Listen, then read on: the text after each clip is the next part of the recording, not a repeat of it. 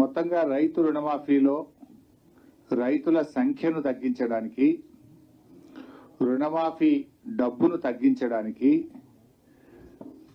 రాష్ట్ర ప్రభుత్వం అనేక నిబంధనలు పెట్టి కోతలు పెట్టే ప్రయత్నం చేసింది. అంటే ఒక రకంగా చెప్పాలంటే మసిపూసి మారేడికాయ చేసినట్టున్నది.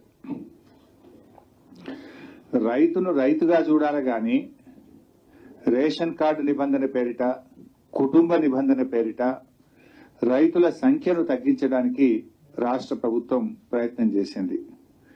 రైతు రుణమాఫీకి ఇన్ని రంధ్రాన్వేషణలు ఎందుకు?